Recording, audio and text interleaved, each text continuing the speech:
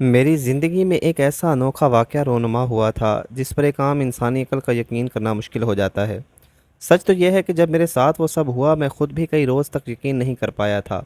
मैं कई रोज़ तक हैरत से दंग रहा था। कोई मेरा यकीन नहीं करता था। और जब मैंने अपनी माँ को वो सब बताया तो मेरी माँ ने घबरा कर मुझे ज़ुबान बंद रखने की हिदायत कर दी थी। लेकिन मैंने चाह कर भी खुद को यह वाक़या बताने से रोक नहीं पा रहा। मैं लोगों को बताने के लिए मचल रहा था मगर मेरी अजीबो गरीब दास्तान सबको बनावटी लगती थी। और कुछ लोगों ने बाकायदा मेरा मजाक उड़ाना शुरू कर दिया था। मगर आज जो मैं बताने जा रहा हूँ वाकई एक सच्चा वाक़या है और मेरे साथ कुछ साल पहले पेश आया है।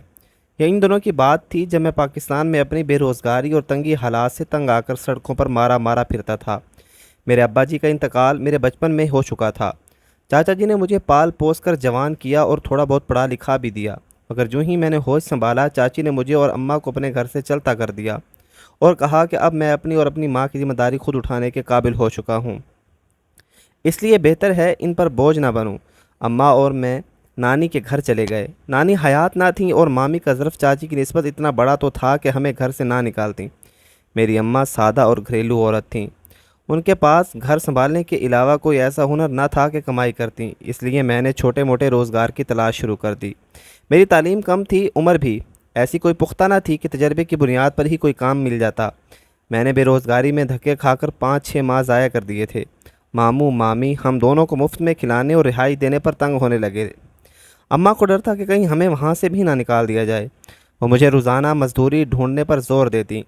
मैं जो पहले आधा दिन इसी तलाश में गुजारता था अब सुबह से रात तक ऐसे ही मारा मारा फिरने लगा, मगर कुछ हाथ ना आया। तंग आकर अम्मा ने अपनी किसी जानने वाली औरत से कुछ पैसे उधार लिए और अपने कान में पहनी बारीक सी सोने की बालियां बेचकर पैसे बराबर किए और मुझे मुल्क से बाहर भेज दिया। मैं अम्मा की कोशिशों से सऊदीया आ गया। मुझे यकीन था कि अब मुझे नौकरी मिल ही जाएगी, मगर यहाँ भी वक्त अपना आप दोहरा रहा था। यहाँ जान पहचान ना होने की वजह से मुझे किसी काम की समझ ना थी, ना मुझे यह अंदाज़ा हो रहा था कि नौकरी की तलाश में मुझे कहाँ जाना चाहिए। मैंने किसी अंधे की तरह अंधेरे में तामक टोइयाँ मारी थी और खाली हाथ ही रहा था। कुछ रोज़ तक तो मैं धक्के खाता रहा। मेरे पास यहाँ तो बाकायदा रहाइश और खाने पीने का भी इंतज़ाम न था। मुझे डर था कि कुछ हाथ ना आया तो मैं वापस जाने के काबिल भी नहीं रहूँगा। मगर लाख कोशिशों के बावजूद जब मुझे कोई रोज़गार ना मिला तो मैं मस्जिद नबवी में चला गया। सारा दिन मैं वहाँ पड़ा रहता और इबादत करता रहता। मैंने यहाँ आने का मकसद भुला दिया और नौकरी की तलाश भी तर्क कर दी। और यहाँ मेरी ज़िंदगी में कुछ ऐसे वाक़यात हुए जिन्होंने मुझे पूरा हिला कर रख दिया था। मेरे साथ ऐसे अनोखे काम हुए जिन्होंने कई बार मेरे रोंगटे खड़े कर दिए थे। मुझे मस्जिद नबवी में क़याम किए 10वां रोज़ था कि एक रात मुझे ऐसा महसूस हुआ जैसे मुझे कोई बहुत गौर से देख रहा है। मैंने इस एहसास के आते ही नज़र इर्द गिर्द दौड़ाई मगर कोई मेरी तरफ मुतवज्जे नहीं था। मैंने कंधे अचका दिए और सो गया, मगर अगले रोज़ फिर से वैसा हुआ। मुझे ये एहसास बुरी तरह चुभता था, जैसे कोई बहुत करीब से और गौर से मुझे देख रहा है। मैं वो इंसान तलाश करके थक रहा था, मगर ना मुझे कोई ऐसा इंसान मिला जो मुझे देखता नजर आता और ना ही सिलसिला बंद हुआ था। हर दिन और हर रात मुझे खुद पर किसी की नज़रें जमी हुई महसूस होती रहती थीं। कुछ दिन ऐसा चलता रहा तो मैं आदी हो गया और ये मान लिया कि मुझे सिर्फ वहम हो रहा होगा। जाहिर है यहाँ सब इबादत करने आते हैं। किसी के पास इतना वक्त नहीं था कि मुझे देखता या तवज्जो देता। इन्हीं दिनों मुझे मस्जिद नबवी में मुझे एक नेक आदमी मिला। उसने मुझे पूछा कि मैं मस्जिद में सारा दिन इबादत करता हूँ और रात को वहीं एक तरफ सो जाता हूँ, क्या मेरा कोई घर या घर वाले नहीं हैं और कमाने खाने के लिए मेरा कोई रोज़गार क्यों नहीं है। उसने एक इंसान के हमदर्द सवालात पर मैं शर्मिंदगी और अफसरदगी से सर झुका गया। मैंने उदासी से इस आदमी को अपनी कहानी सुनाई और कहा कि मैंने हर जगह गुर्बत और बेरोज़गारी झेली है। मैंने सोचा कि जब दुनिया ने मुझे कबूल नहीं किया तो अल्लाह के घर रह लेता हूँ, क्योंकि मुझे यकीन है अल्लाह मुझे खाली हाथ नहीं लौटाएगा। मेरी बात पर इस आदमी ने नरमी से मुस्कुराकर मेरा कंधा थपथपाया और बोला कि बेशक अल्लाह अपने बंदों को कभी खाली हाथ नहीं लौटाता, मगर याद रखो कि अब तुम्हारे लिए यहाँ मनोसरवा भी नहीं उतरने वाला। तुम यहाँ खुद तो सुकून से पड़े हो, मगर तुम्हारी माँ किस हाल में होगी इसका क्यों नहीं सोचा। वो तुम्हारे मुंतज़िर होगी, उसे भी वहाँ पैसों की ज़रूरत होगी। उसका वाहिद सहारा तुम हो और तुम यहाँ मायूसी से बैठ गए हो। मुझे इस मर्द ने समझाया था कि अल्लाह मेहनत का सिला ज़रूर देता है, इसलिए मुझे मेहनत करनी चाहिए, हाथ पैर हिलाने चाहिए, क्योंकि एक जगह सस्ती से पड़े रहने वाले लोगों को भी अल्लाह पसंद नहीं करता। वो बोला कि तुम चाहे इबादत करो, मगर दुनिया में जी रहे हो तो दुनिया के साथ चलना पड़ेगा। जब तक तुम्हारी माँ ज़िंदा है उसके लिए मेहनत करो और इस मस्जिद से निकलकर नौकरी की तलाश करो। मैं सर झुकाए इस आदमी की बातें सुन रहा था। اس کی باتیں میرے دماغ میں بیٹھ رہی تھیں، مگر میری مایوسی میری محنت پر حاوی ہو رہی تھی۔ اس آدمی نے مجھے بتایا کہ میں پچھلے کئی روز سے تمہیں دیکھ رہا ہوں، آج رہ نہیں پایا تو مجبوراً تمہیں سمجھانے کے لیے تمہارے پاس چلا آیا۔ اس کی بات پر میں چونک گیا، یکدم میرے دماغ میں جھٹکا سا لگا۔ مجھے لگا کہ پچھلے کئی روز سے مجھے جس انسان کی نظریں محسوس ہوتی ہیں وہ یقیناً وہی مرد ہوگا۔ وہ مرد اچانک مجھ سے بولا کہ آج تم میرے ساتھ میرے گھر چلو، میں تمہیں گھر کا کھانا کھلانا چاہتا ہوں۔ میں نے اس مہربان آدمی کی بات پر جذباتی سا ہو گیا تھا۔ دنیا میں اب بھی اچھے لوگ موجود ہیں جن کی وجہ سے دنیا قائم ہے۔ وہ مرد بھی مجھے لاوارث اور اکیلا دیکھ کر مجھ پر شفقت لوٹانے لگا تھا۔ میں اس مرد کے ساتھ اس کے گھر پہنچا۔ اس کا گھر مسجد نبوی کے ساتھ ہی تھا۔ اس کے گھر میں میرا بہت اچھا استقبال ہوا تھا۔ مجھے اندازہ ہوا کہ عربی لوگ بہت زیادہ مہمان نواز ہوتے ہیں۔ اس مہربان مرد کی بیوی اور 2 بیٹے بھی مجھے بہت اچھے سے ملے تھے۔ ان کے گھر بہترین کھانا کھاتے ہی مجھے نیند ستانے لگی تھی۔ میں بار بار جمائیاں لیتا واپس جانے کے لیے پر تول رہا تھا، اور اس نیک آدمی کے بیٹے مجھ سے باتیں کرنے میں مصروف۔ تھک کر میں نے اپنی بند ہوتی آنکھوں کو بمشکل کھول کر ان سے درخواست کی کہ اب مجھے نیند ستا رہی ہے، اس لیے میں واپس جانا چاہتا ہوں۔ میری اس بات پر وہ سب گھر والے مجھے اپنے گھر رکنے پر اصرار کرنے لگے۔ میں ان کے مہمان نوازی پر اب شرمندہ ہو رہا تھا۔ مجھے محسوس ہوا جیسے میں ان پر بوجھ بن رہا ہوں، اس لیے میں نے نرمی سے ان کی یہ آفر قبول نہ کرنے کا فیصلہ کیا۔ مگر ان سب نے بہت اپنائیت سے مجھے ایک رات کے لیے اپنے گھر روک لیا۔ رات کو انہوں نے مجھے اپنے گھر کے اوپر والے حصے میں موجود ایک چھوٹے سے کمرے میں جگہ دے دی۔ اس نہایت چھوٹے کمرے کے ساتھ کھلی چھت تھی۔ گرمی کا موسم تھا اور کھلی چھت پر ٹھنڈی سی ہوا چل رہی تھی، اس لیے میں نے کھلی چھت پر پڑے ایک تخت پر چادر بچھائی اور اسی پر سو گیا۔ رات کے کسی پہر مجھے محسوس ہوا جیسے تیز بارش ہو رہی ہے۔ مجھ پر پانی کی بوچھاڑ بھی ہو رہی تھی، مگر میں نیند میں اتنا گم تھا کہ بالکل جاگا ہی نہیں، اور کچھ ہی دیر بعد میں گہری نیند میں چلا گیا۔ اس کے بعد مجھے خبر نہیں ہوئی بارش کب تک جاری رہی اور کب رک گئی۔ میری اگلی صبح آنکھ کھلی تو میں باہر صحن کی بجائے کمرے میں پڑا ہوا تھا، اور کمرے کا دروازہ اچھے سے بند تھا۔ میں بری طرح کھٹک گیا۔ مجھے اچھے سے یاد تھا کہ میں رات کے وقت باہر صحن میں سویا تھا اور اس کے بعد اب جاگ رہا تھا۔ میرا اس کمرے میں موجود ہونا مجھے پریشان کر گیا تھا۔ آج کل جیسے حالات و واقعات میں دیکھ اور سن رہا تھا، اس کے بعد تو مجھے کچھ زیادہ ڈر سا محسوس ہوا تھا۔ میں بظاہر دنیا کے لیے صرف ایک بیوقوف اور جوان لڑکا تھا، مگر حالات نے مجھے دماغی طور پر وقت سے پہلے بڑا کر دیا تھا۔ میں اٹھ کر دبے پاؤں نیچے پہنچا تو گھر خالی پڑا ہوا تھا اور اس کے مکین غائب تھے۔ میں نے سامنے کچن کی طرف نظر دوڑائی تو مجھے شیلف پر ایک بڑا سا کاغذ نظر آیا جس پر انگلش میں کوئی تحریر لکھی ہوئی تھی۔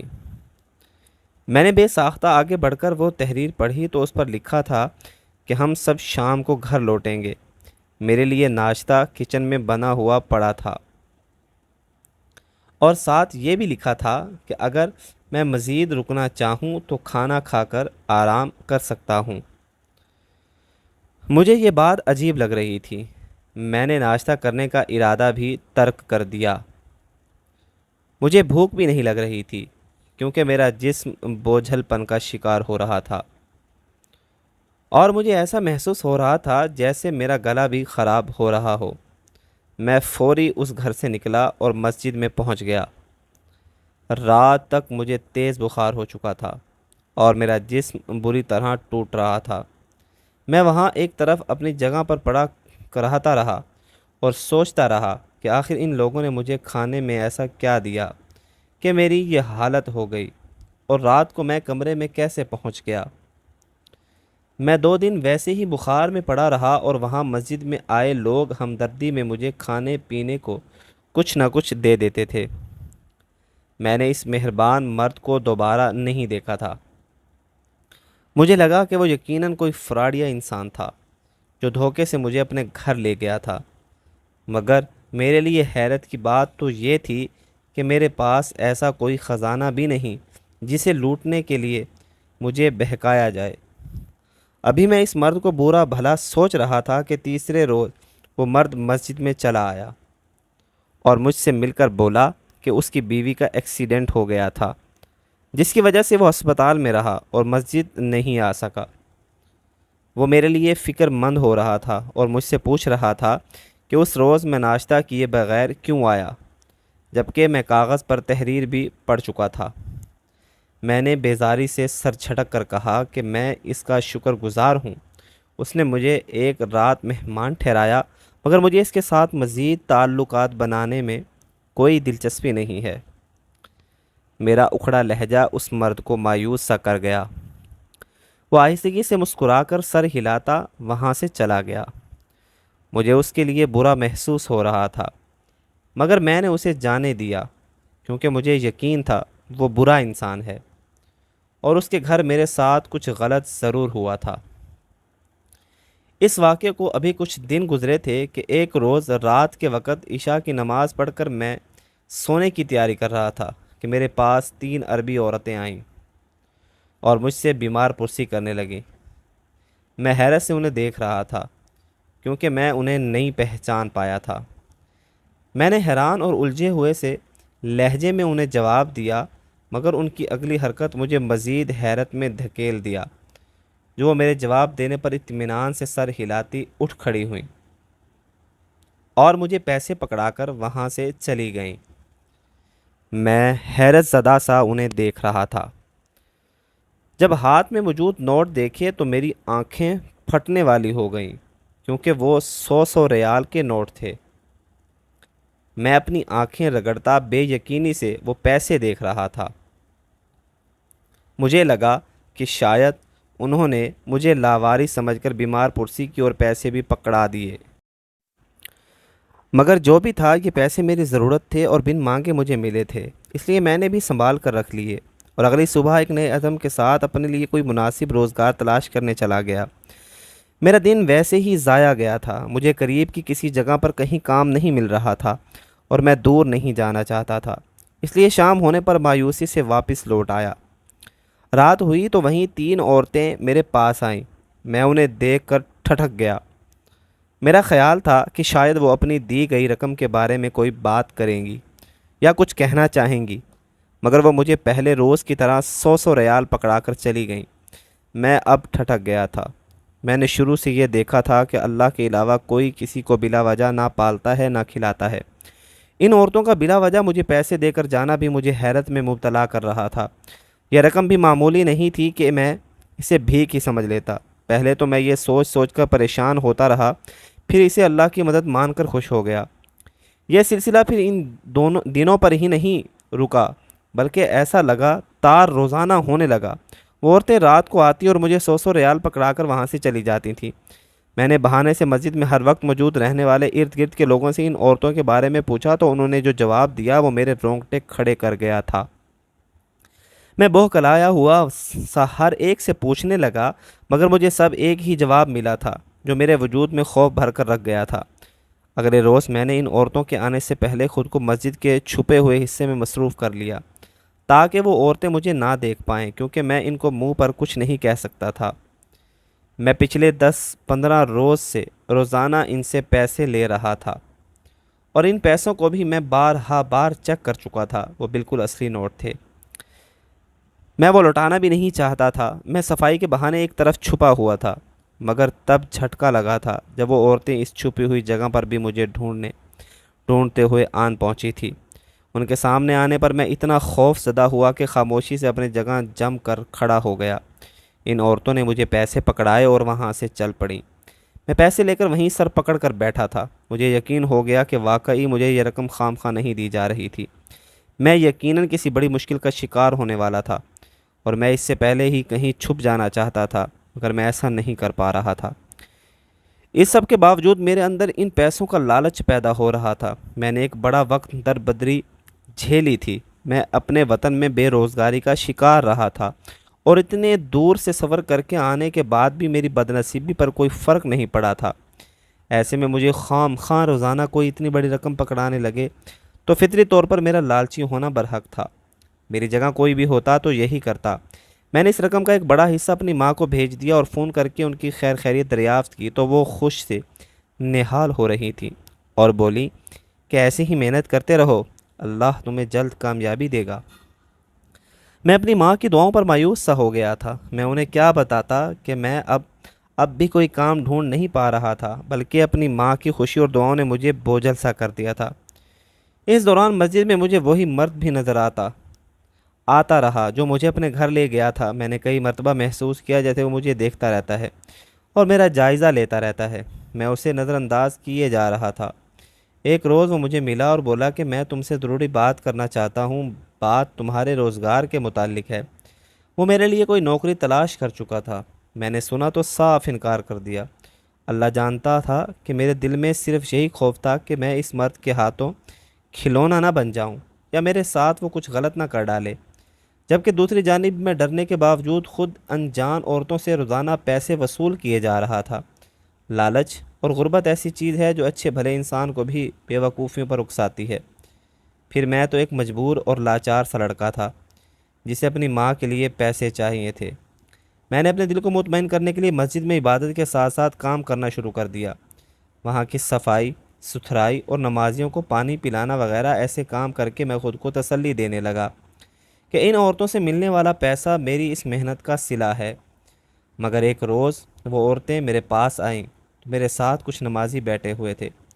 وہ جھجک کر دور رک گئیں اور میں بے اختیار سا اٹھ کر ان کے پاس پہنچ گیا۔